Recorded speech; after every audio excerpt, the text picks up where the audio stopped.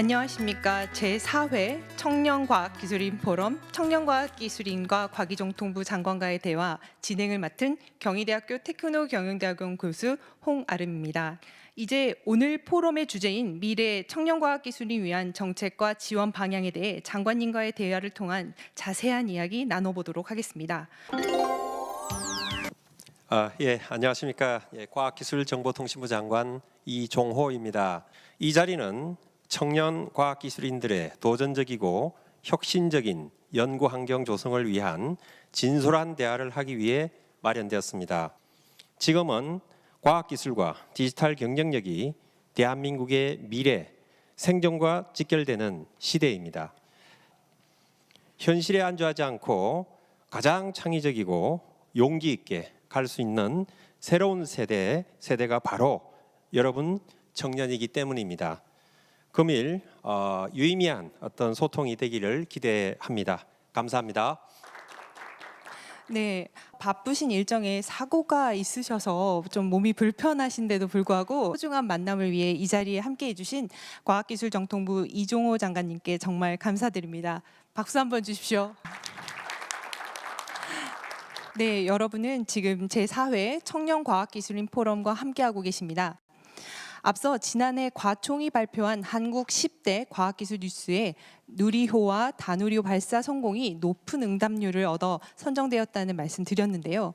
올해 과학기술계에도 또 어떤 성과와 발전이 있을지 국민들의 기대도 높을 것 같습니다. 이에 관련하여 먼저 장관님께 여쭙고 싶습니다.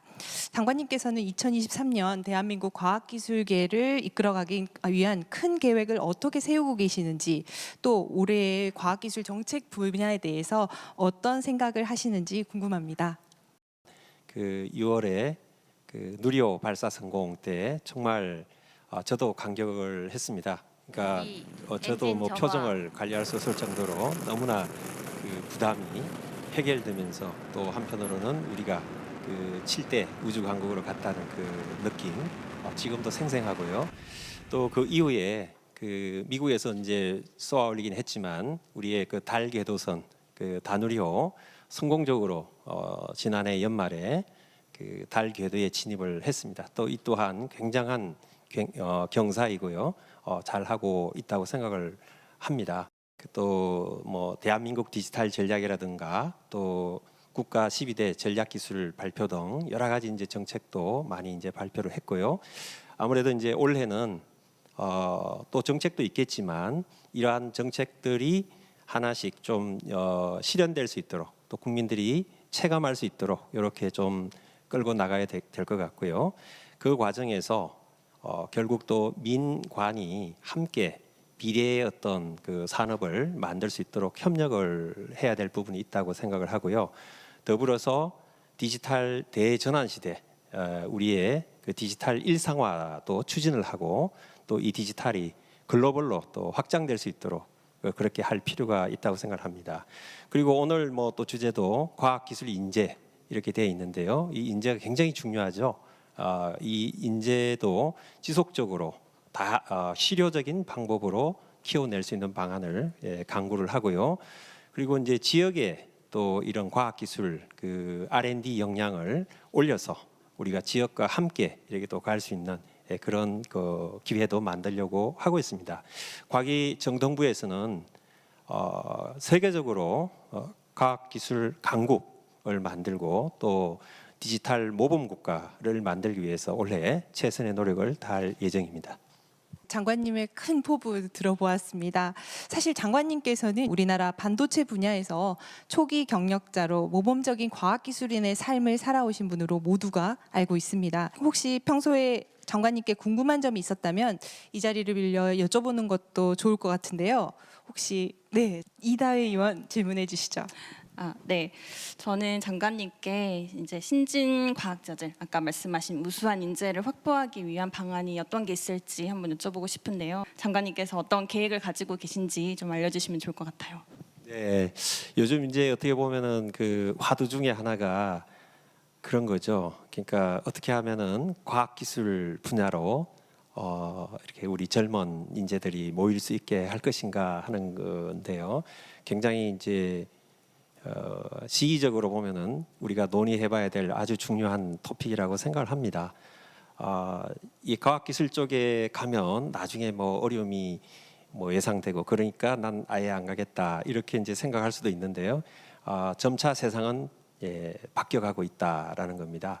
그 와중에 이제 과학기술 중에 여러분들 잘 아시겠지만은 세상은 디지털로 가고 있습니다. 거기에 뭐 AI라든지 메타버스 이런 것이 출현하고 또 코로나19라는 어떤 그 우리가 겪어보지 못했던 그런 그 질병 때문에 디지털이 가속화되고 이 과정에서 어떤 일이 발생하냐 하면 이 과학기술이 중요해지는 그런 그 혼돈의 시기가 되었고 앞으로 이제 뭐 우리가 선호하는 뭐 의료계나 법률 이런 쪽도 우리가 한번 생각을 해보면 뭐랄까요 이 분야에서도 AI의 영향력이 굉장히 높아질 수가 있습니다. 그래서 이제 과학기술 쪽에 상당히 영향력이 커질 것이다라는 거고 거기에 다른 말로 표현하면은 굉장히 많은 좋은 직장, 좋은 일거리 그런 일들이 많이 생길 것이다.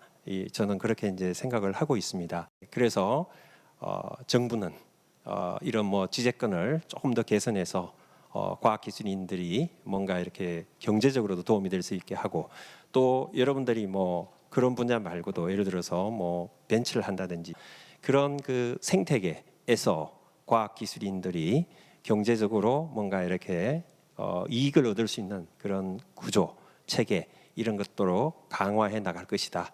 그래서 과학기술 쪽에 오시면 아주 좋은 비전이 있다. 이렇게 제가 말씀드릴 수 있겠습니다. 혹시 김경학 위원님은 또 어떤 생각을 갖고 계신가요? 네. 그 지금 과기정통부에서는 사실 박사학위를 갓 취득하거나 아니면 박사학위를 취득하였지만 아직까지 제대로 어떤 정규직이나 이런 제대로 직장을 자리 잡지 못한 하지만 도전적이고 창의적인 연구자들을 위한 지원 사업인 세종과학 펠로우십을 운영을 하고 있습니다. 사실은 그 장관님 제가 거기 첫 수혜자입니다. 네, 제가 첫 수혜자인데 그때도 사실은 뭐 보육 육아 수당이라든지 이런 게 되게 파격적이었거든요, 사실.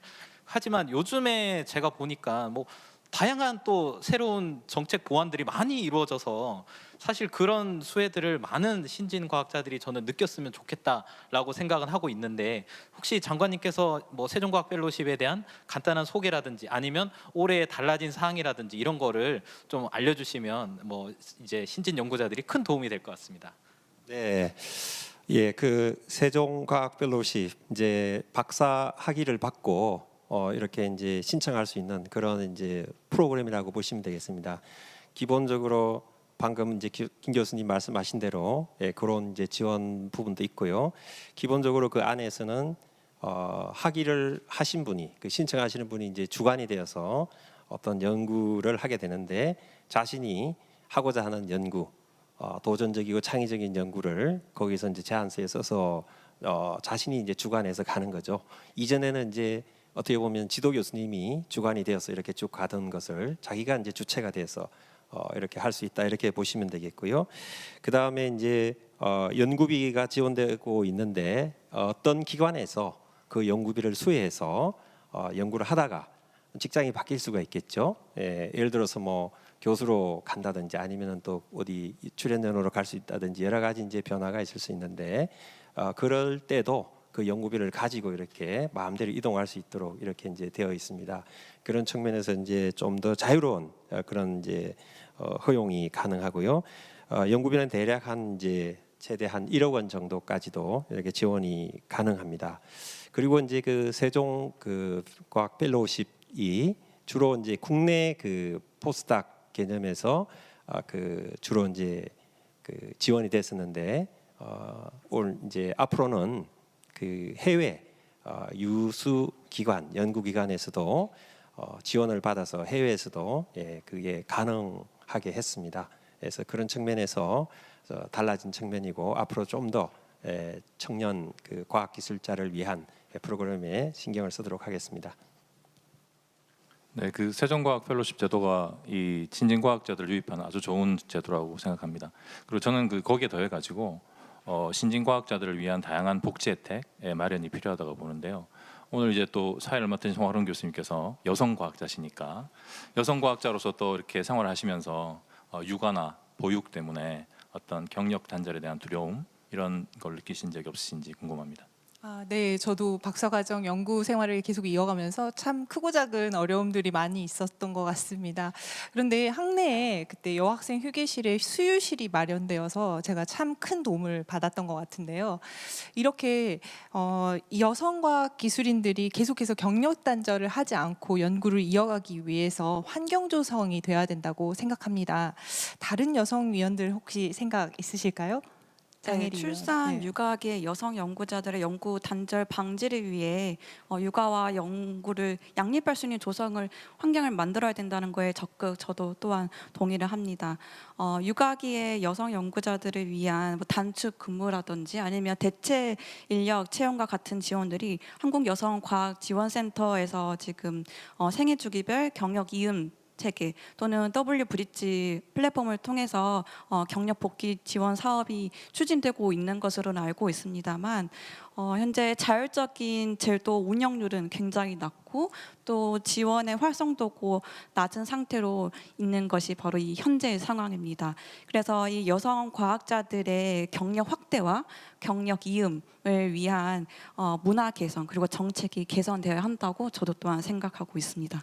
네, 복지는 문화적으로 일어나야 된다고 생각이 됩니다. 오늘 청년과학기술인 포럼에 나온 여러 의견들도 꼭 포함되었으면 하는 바람입니다. 자, 또 다른 질문 있을까요? 최동혁 의원. 네. 저는 대학원생을 위한 어떤 연구 교류의 장이 좀 많이 부족하다라는 것을 좀 많이 느꼈습니다. 대학원 생활을 하면서 좀 그 연구 과정을 경험해 가면서 좀 과학 지식의 발견이 좀 고독한 사색에서 비롯되는 경우도 많이 발견되는 경우도 많이 봤지만 좀 여러 연구자들과 좀 다양하게 스몰톡하면서 발견되는 경우도 많이 봤었는데요. 그런데 이런 교류의 장이 좀 많이 부족하다는 것이 제가 느낀 현실적인 문제였습니다.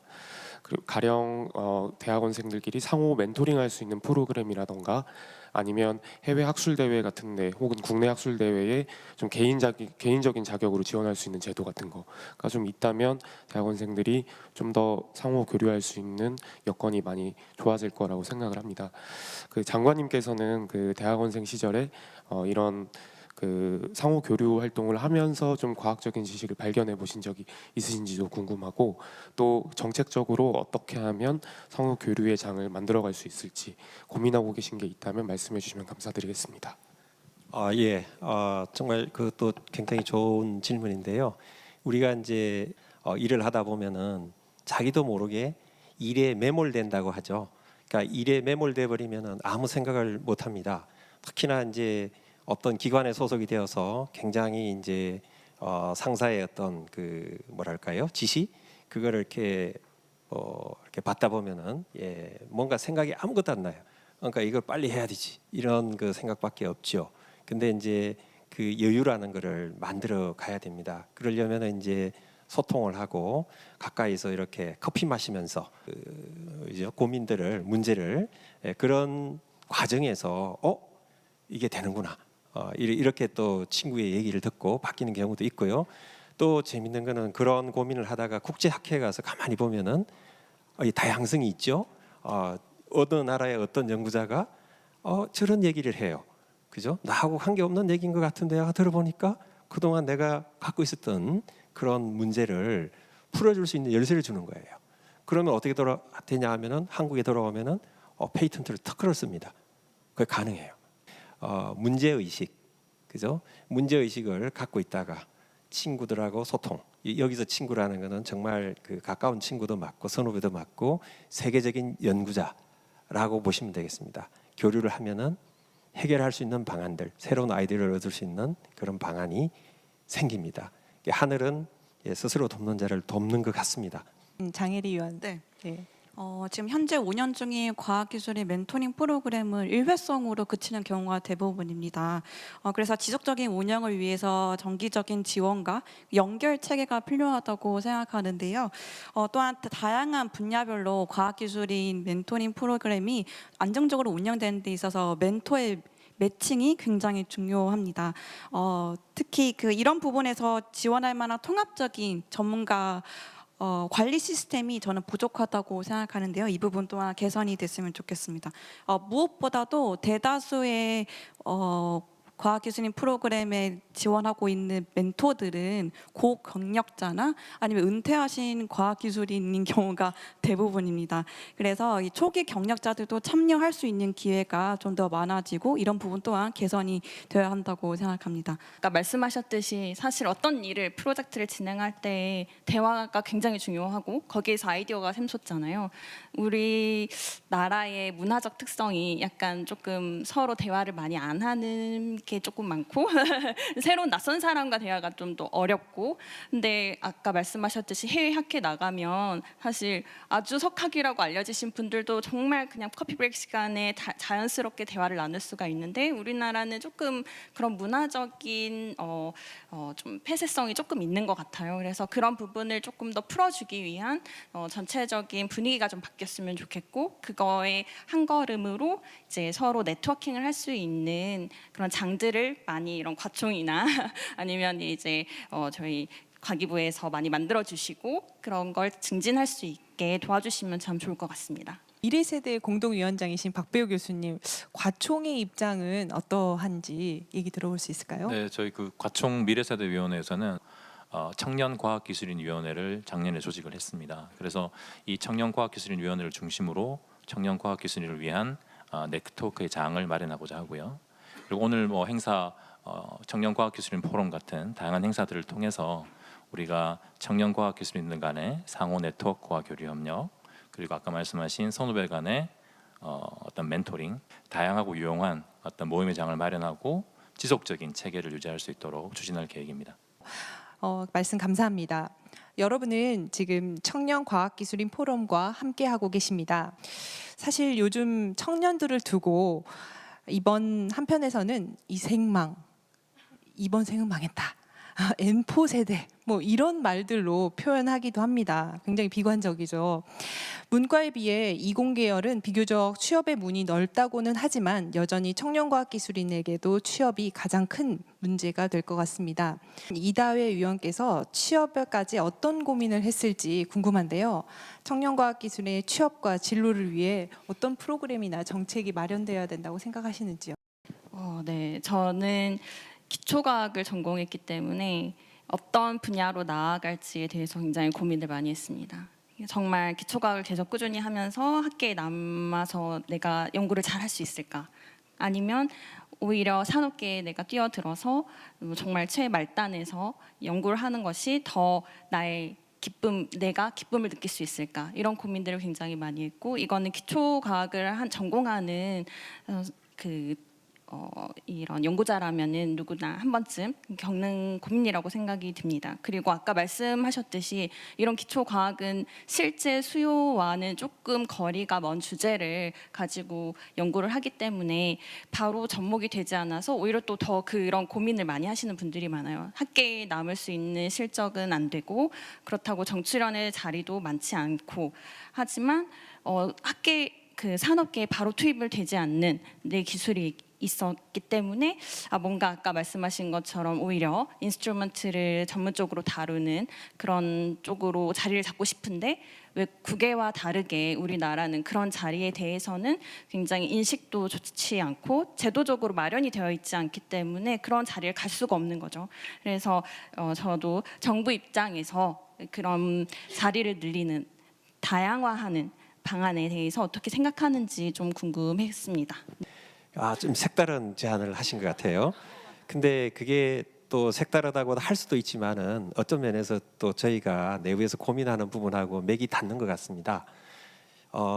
지금 이제 그러니까 여러 재능이 있지요. 여러 재능이 있는데 이제 뭐 가르치는 거를 잘할 수도 있고 아니면 실험을 도와주는 것도 잘할 수 있고 그죠? 여러 가지 이제 있으니까 그런 부분이 필요하다.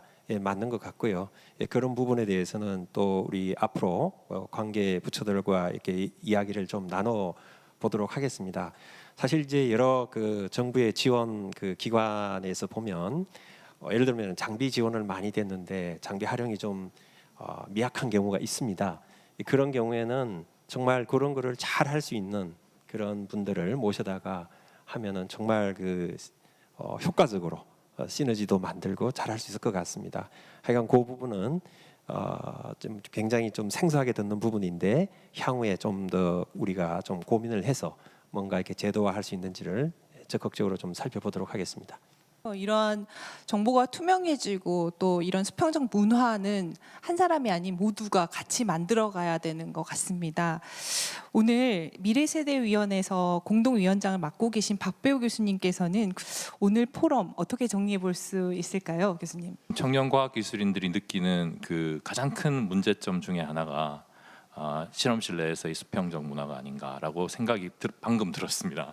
그래서 이런 점에 대해서 저희가 좀 고민을 많이 해봐야 될 것 같다는 자책을 하게 되고요. 그리고 사실 이 청년과학 기술인들이 어떤 안전하고 안정적인 환경에서 연구에 몰입할 수 있으려면 제도적 뒷받침도 돼야 되고 아까 장관님 말씀하신 것처럼 사람도 바뀌어야 되고 그리고 소통과 어떤 합리에 기반한 그런 일들이 해결책들이 마련돼야 될 것 같습니다. 그래서 그런 이 여러 가지 노력을 위해서 사실 오늘 이 자리가 중요한 것 같고요. 이런 자리들이 많이 마련됐으면 좋겠고 그런 점에서 존경하는 우리 선배 과학자이신 이종호 장관님이 다리가 불편하심에도 불구하고 다른 일정은 모두 취소하시고 오늘 여기 나오신 거 정말로 감사드리고요. 그래서 2023년에 또 우리 청년 과학 기술인들을 위해서 덕담 한마디 부탁드리겠습니다. 청년 과학 기술인은 정말 우리나라의 미래가 맞습니다. 저는 그렇게 생각을 합니다.